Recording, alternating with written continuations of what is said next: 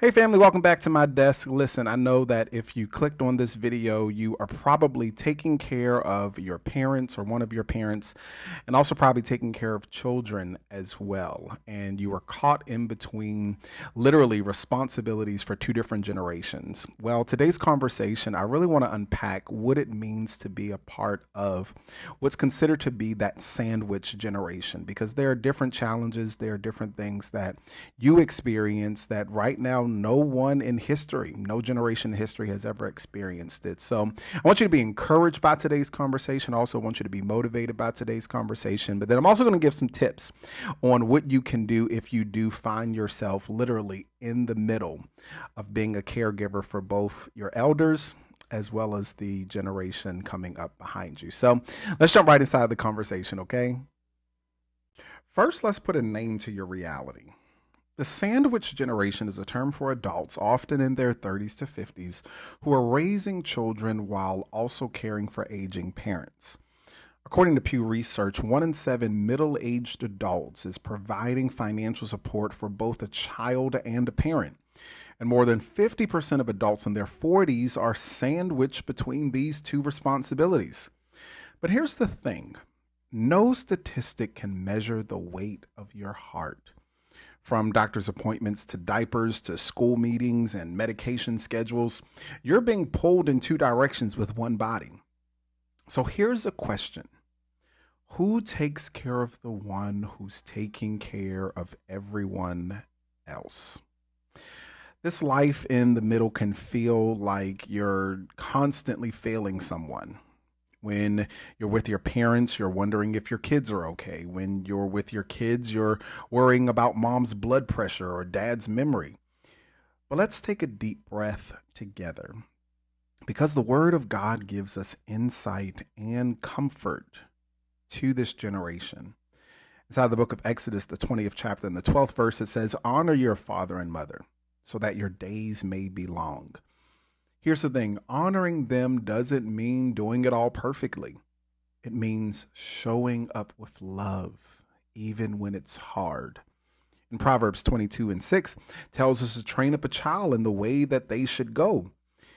Here you're planting seeds now that will blossom later. Yes, you're tired, but you're also training a legacy. You're not failing, you're faithing. And that's a powerful kind of perseverance. Now, I want us to also talk practically, because survival inside of this generation is spiritual too.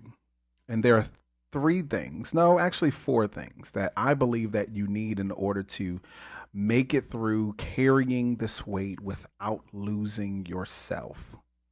The first thing is that you need a rhythm, not just a routine. You've got to give yourself grace to flow with what each day demands. Build a rhythm of rest and prayer, and then also of realistic expectations with everything. The second thing is to ask for help. Remember Moses inside of the book of Exodus, the 18th chapter? His father-in-law Jethro said, "What you're doing is not good. You will surely wear out." And here Jethro is reminding us inside of verses 17 and 18 that you are not meant to do this alone. So I want you to learn to share the load, whether it be with family, friends, with your church, or even community programs. You cannot carry this weight all by yourself. The third thing I want you to do is to embrace good enough. Perfection is a myth. What your children and your parents need most is your presence, not your performance. And then the last thing I want you to do is to keep something for yourself, whether it's a walk, a journal, a prayer closet, a 5-minute moment of silence every day. You've got to keep something for yourself. Inside the book of Luke, the 5th chapter and the 16th verse, Jesus often withdrew to lonely places to pray. And here's the thing, if the Son of God needed to step away, you better believe you do too. I want to ask you, when was the last time you poured into you? What do your soul, your spirit, and your sanity need today? Yes, it's heavy, but it's also holy. You get to raise the next generation while honoring the one that came before you. You get to model compassion, patience, resilience, and love. See, here's the thing, your children are watching how you care for your parents, and they are learning how to care for you one day. That's generational discipleship in real time. Don't overlook the sacredness of what you're doing. Every diaper change, every pill organized, every prayer whispered, it's ministry. And I want you to know today that you are not invisible. God sees the work you do in secret. Hebrews 6 and 10 says, God is not unjust. He will not forget your work and the love you have shown him as you have helped his people and continue to help him. You might be overlooked by others, but you are held by God. So I want to tell you, you're doing better than you think. You're not behind.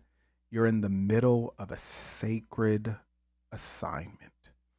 If this conversation spoke to your soul, here's how I want you to stay connected. Number one, I want you to subscribe to this channel for more faith-filled and life-grounded encouragement. I want you to check out the show notes and the description because I've got some affiliate links for some books, some caregiver planners, some journals, some time-saving tools that I personally recommend if you're inside of this generation experiencing this pull.